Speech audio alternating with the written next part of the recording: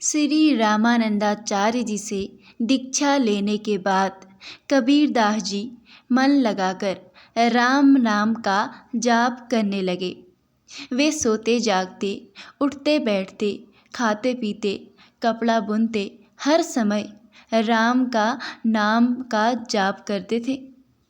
अब तो कबीरदास जी श्री रामानंदाचार्य जी से अक्सर मिलने जाया करते थे और अपनी किसी जिज्ञासा का समाधान भी उन्हीं से प्राप्त किया करते थे।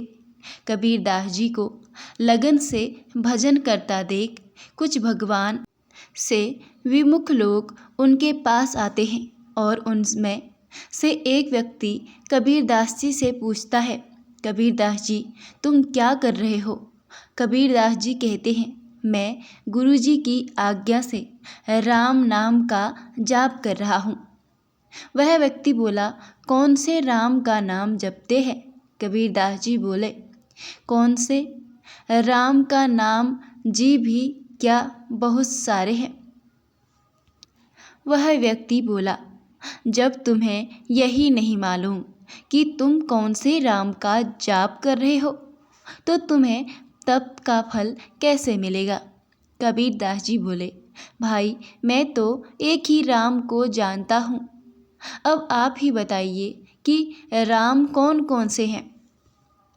अब उस व्यक्ति ने कबीरदास जी को एक दोहा सुनाया। एक राम दशरथ का बेटा, एक राम घट घट में लेटा, एक राम का सकल पसारा और एक राम सब ही से न्यारा। इनमें से कौन से राम है तुम्हारा? यह सुनकर कबीरदास जी के मन में संशय उत्पन्न हो गया कि अब तक तो हम एक ही राम को जानते हैं, परंतु राम तो बहुत सारे हैं। कबीरदास जी अपने मन का संशय दूर करने के लिए अपने गुरु श्री रामानंदाचार्य जी के पास जाते हैं और उन्हें सारी बातें कह सुनाते हैं। कबीरदास जी की बात सुनकर श्री रामानंदाचार्य जी हंस पड़े और बोले, बेटा ऐसे भ्रमित करने वाले लोगों तुम्हें जीवन भर मिलेंगे, इसलिए तुम्हें उनसे सजग रहना होगा। भगवान के नाम अलग अलग होने से भगवान स्वयं अलग अलग नहीं हो जाते। भगवान तो एक ही है। जो राम दशरथ जी का बेटा है वही राम घट घट में भी लेटा है। जिस राम सकल पसारा है वह राम सबसे न्यारा भी है। इसलिए इस दोहे का उत्तर यही है, वही राम दशरथ का बेटा, वही राम घट घट में लेटा, उसी राम का सकल पसारा, वही राम सब ही से न्यारा। वह राम सब जीवों के हृदय में निवास करता है, इसलिए वह सभी के घट में लेटा है।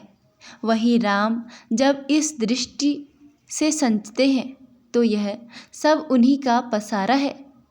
वह राम इसी सृष्टि को रचने के बाद भी इस सृष्टि मन फंसते नहीं हैं, इसलिए वे सबसे न्यारे भी हैं।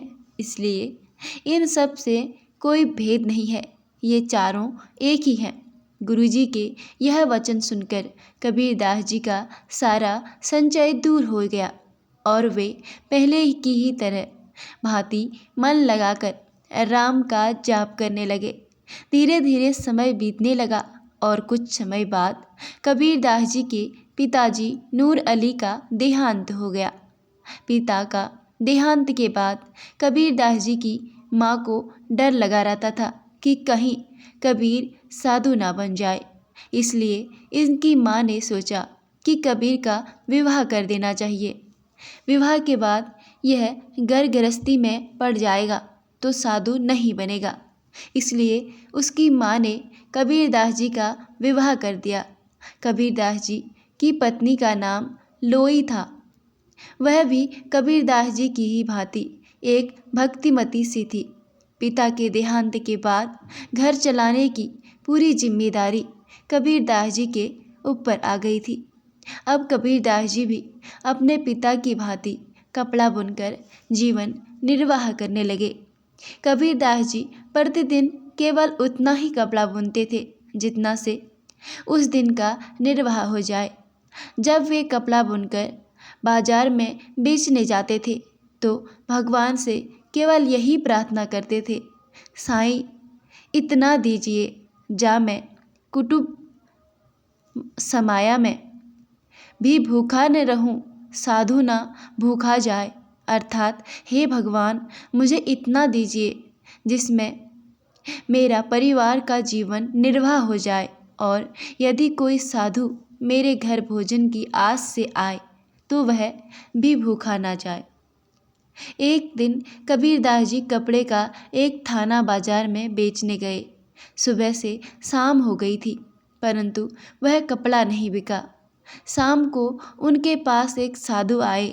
उनकी धोती फटी हुई थी, उसके पास ओढ़ने बिछाने को भी कुछ नहीं था। वे आकर कबीर जी से बोले, कबीर जी मुझे कपड़ा चाहिए। कबीरदास जी बोले, आपको कपड़ा चाहिए, अच्छा ले लीजिए। कबीरदास जी उन्हें उस थान में से आधा कपड़ा काट कर दे देते थे। कबीरदास जी ने सोचा आधा कपड़ा इन्हें दान कर देते हैं, आधा कपड़े को बेचकर घर के लिए संचय ले लेंगे। जैसे ही कबीरदास जी उस थान में से आधा कपड़ा काटने लगे, साधु बोले, आधा कपड़ा क्यों काट रहे हैं, पूरा कपड़ा ही दे दीजिए, इससे मेरी लंगोटी धोती अंचला बिछोना और ओढ़ना सब मन जाएगा, इसलिए पूरा थान ही दे दो। कबीरदास जी ने सोचा यदि मैं इन्हें कपड़ा का पूरा थान दे दूं तो फिर मैं घर का राशन लेकर कैसे आऊँगा। मेरी तो सारी पूजा ही यह कपड़ा है, यह कपड़ा बिकेगा तो उसके मुनाफे से ही मैं घर का राशन लेकर आऊँगा और धागा खरीदकर दूसरा कपड़ा बन पाएगा। यदि यह कपड़ा मैंने इन साधु को दे दिया, मेरा कपड़ा बुनने का काम ही रुक जाएगा। दूसरी ही पल कबीरदास जी को गुरुजी की कही बात याद आ गई कि सभी जीवों के भीतर भगवान का निवास होता है, जाने किस रूप में नारायण आ जाए। कबीरदास जी ने सोचा 2-4 दिन गंगा जी का जल पीकर रह लेंगे, परंतु इस साधु को निराश नहीं करना चाहिए। राम जी सबका ध्यान करते थे, हमारा भी ध्यान रखेंगे।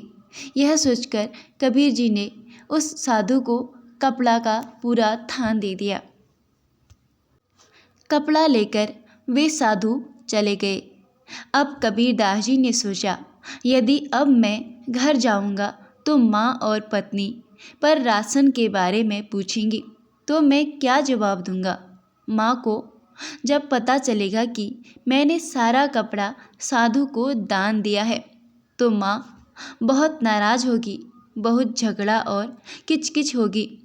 तब कबीरदास जी ने सोचा अब मेरे पास न तो राशन के लिए पैसे हैं और ना ही न करने को कुछ काम, इसलिए घर जाने से अच्छा है कहीं एकांत में बैठकर राम नाम का जाप करें। यह सोचकर कबीरदास जी गंगा के किनारे किसी एकांत स्थान पर बैठकर राम नाम जपने लगे।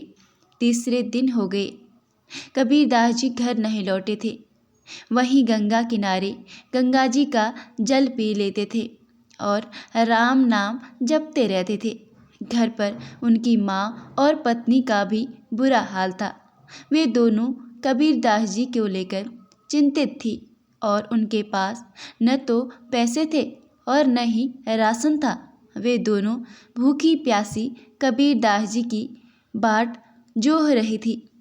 कबीरदास जी और उनके परिवार को ऐसी स्थिति में देखकर साकेत धाम में भगवान श्री राम चिंतित हो गए।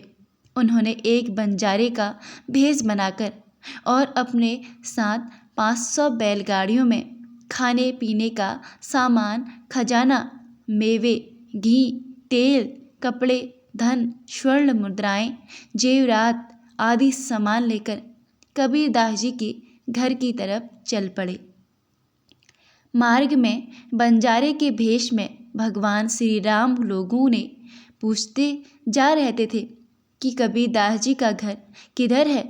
जब लोग उनसे पूछते कि आप कौन हैं और ये सब सामान किसका है, तब राम जी बताते, मेरा नाम केशव बंजारा है और यह सारा सामान कबीर साहब का है।